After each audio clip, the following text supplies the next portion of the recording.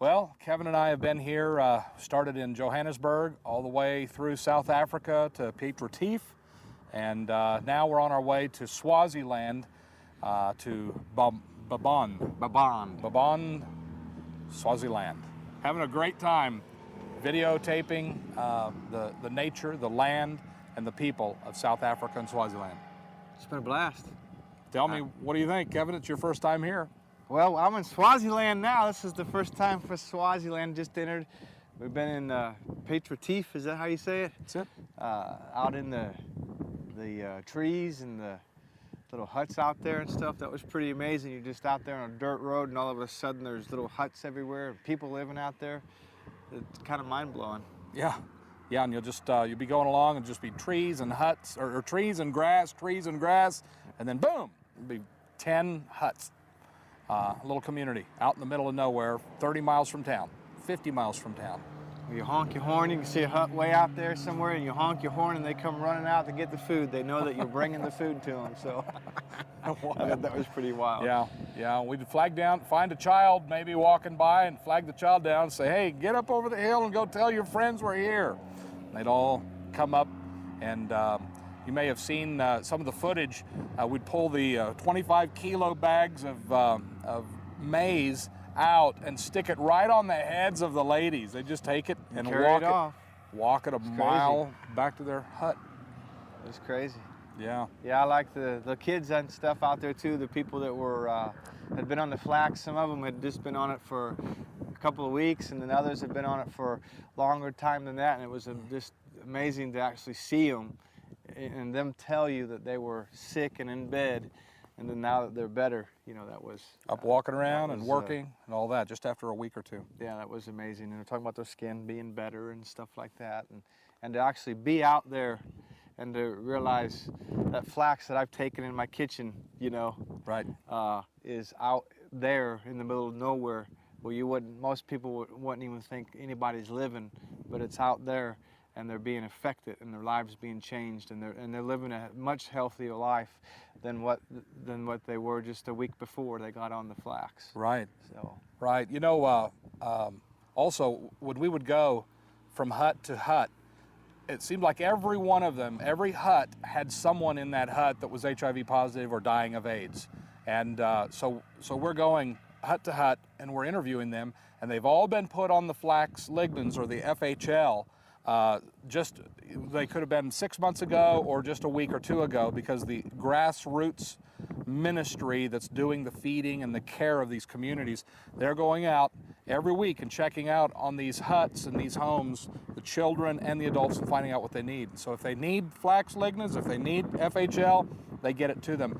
And what was impressing me was, like yesterday, we went all day through that whole area, and not one of them said, yeah, I tried that FHL and it didn't work for me. Every one of them said. Everyone said the FHL, they wanted more. That's right. Give me more. I need more.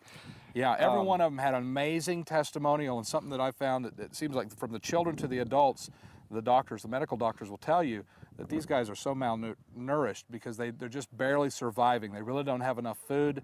They're living on maize, and they're not getting protein or leafy greens and the things that they need. So if they're just sick, or maybe they have AIDS, HIV, one or the other, when they get on that FHL, man, all of a sudden their bodies start exploding with vibrancy because they're getting nutrition for the first time in their lives.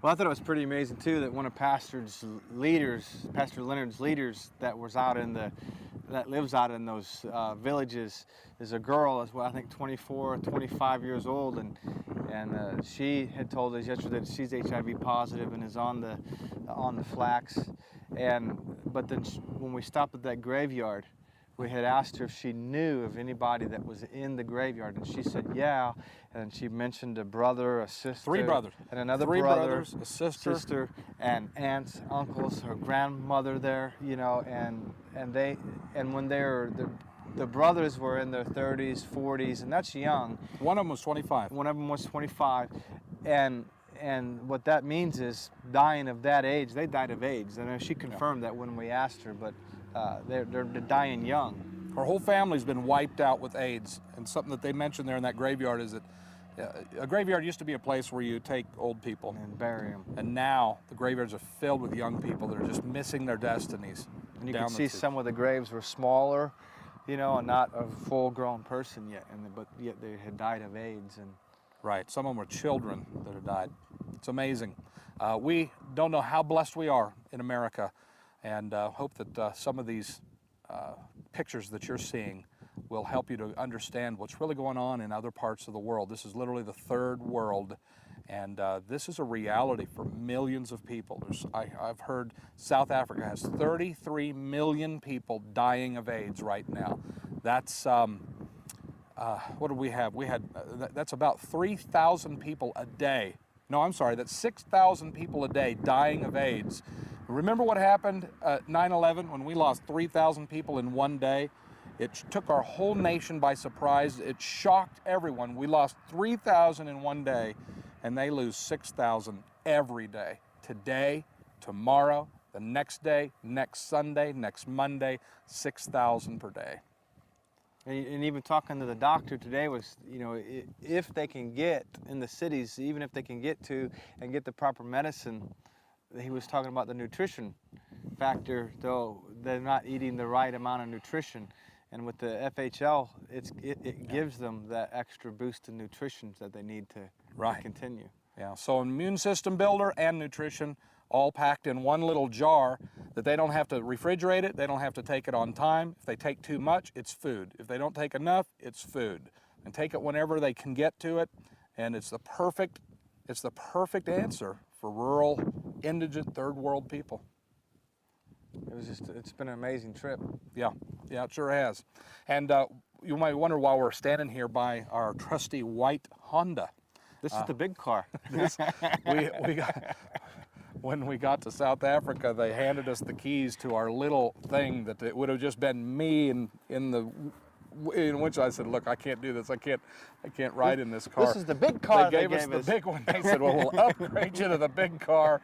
So we got the big four-door Honda, and it has been through the mountains, and it has been places where the insurance wouldn't cover it. It has not been off the tar road. No, we promise. Not in the last 30 minutes. So with that, we'll check back in with you, and Daniel and Kevin saying God bless you. Bye-bye. From Swaziland.